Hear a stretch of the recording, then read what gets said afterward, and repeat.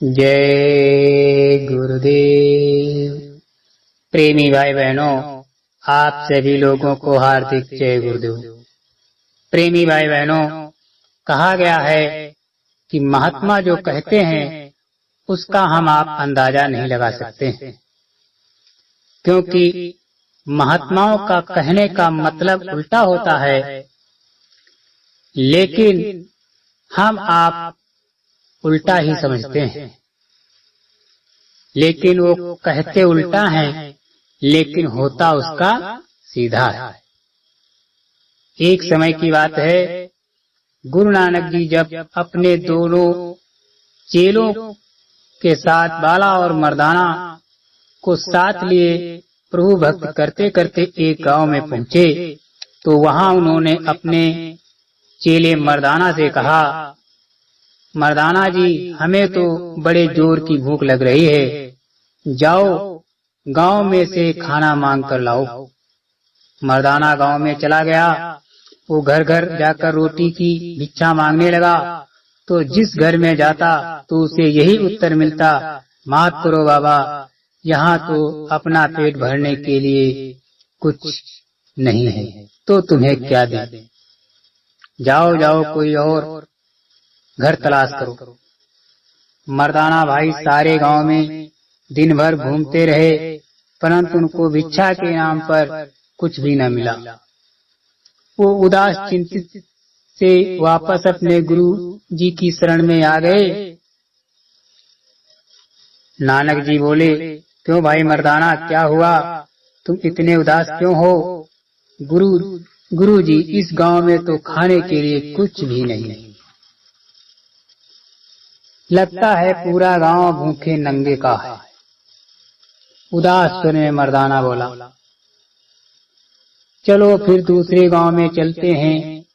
ऐसे गांव में हमारे जैसे साधु संतों का क्या काम है? हम तो प्रभु के बंदे हैं, जहां जी चाहेगा वहां चले जाएंगे। गुरु जी, आप ऐसे बुरे लोगों को कोई श्राप क्यों नहीं देते, जो सब कुछ होते हुए भी कुछ भी दान पुण्य नहीं करते?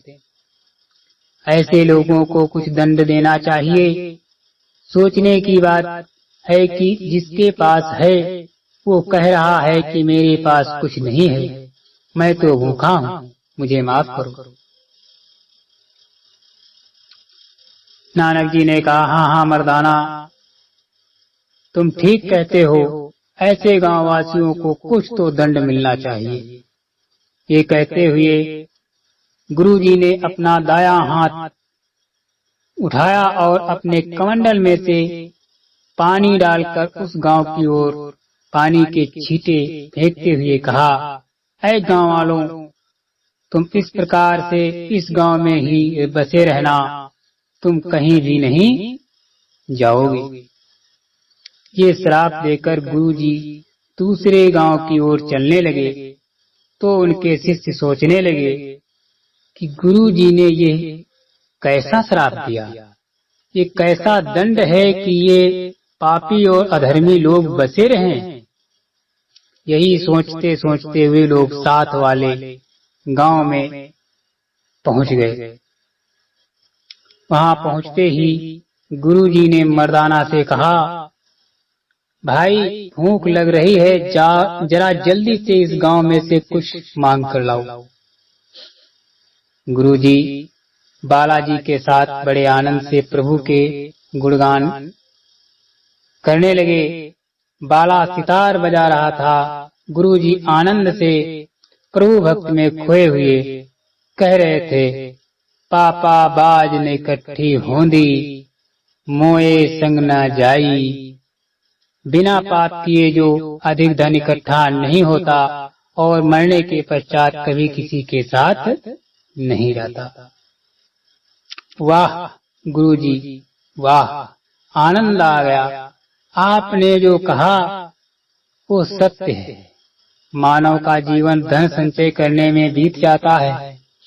अभी वो दोनों बात ही कर रहे थे कि उन्होंने देखा मर्दाना बड़ा खुश खुश चला आ रहा है। वाह वाह गुरुजी, आनंद आ गया। आपकी कृपा से तो इस गांव के हर घर में खाने को मिला है। इस गांव के लोग तो बहुत ही दयालु, गुणी और प्रभु भक्त हैं। वे तो आपके आने की सूचना सुनते ही खुशी से झूमने लगे। सबके सब यही कह रहे थे कि हमारा गांव भी कितना भाग्यशाली है जो गुरु नानक जी यहाँ पधारे हैं। मर्दाना खुशी से बोले जा रहा था, गुरुजी और बाला को तो इतनी अधिक भूख लगी थी कि वे लोग ये भी भूल गए कि मर्दाना जी से भी पूछना चाहिए कि उन्होंने खाना खाया या नहीं।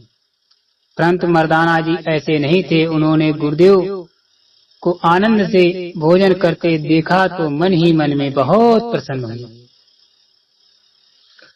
वो भी उनकी शरण में बैठकर खाना खाने लगे। जब वे खाना खा रहे थे तो सारे गांव वाले इकट्ठा होकर आ गए। धन्य हो गुरुजी, धन्य हो गुरु नानक जी, आप हमारे गांव आए। आज तो हमारे गांव का कल्याण हो गया, हमारे सब पाप धुल गए। गुरुजी उन सबको अपनी शरण में आया देखकर बहुत खुश हुए और उन्हें आशीर्वाद के रूप में इतना कहने लगे, जाओ तुम सब लोग उजड़ जाओ, अपने घरों से निकलकर दूसरे स्थान पर जाकर बसो। हाय ये क्या!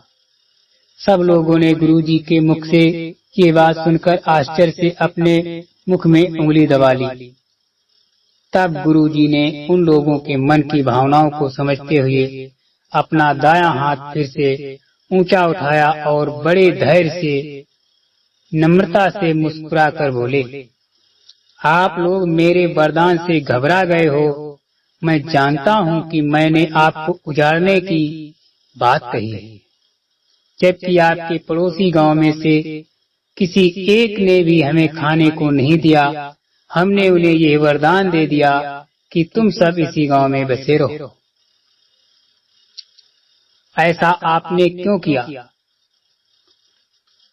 इसकी वजह यह है कि बुरे और पापी लोग जिस स्थान पर जाएंगे वहां इसी पाप के वृक्ष लगाएंगे और इसके विपरीत आप जैसे भले और दानी लोग जहां भी जाएंगे वहां उन्हें पुण्य दान ज्ञान के पौधे लगाकर पाप का नाश करेंगे, धर्म की जय जयकार करेंगे। मर्दाना ने कहा, वाह गुरुजी वाह। सबके सब गुरु जी के चरणों में गिरकर प्रणाम करने लगे। प्रेमी भाई बहनों, इसीलिए कहा जाता है कि गुरु पता नहीं मौज में किस मौज में क्या दे दे, चल गुरुवर के द्वार पता नहीं क्या दे दे। जय गुरुदेव।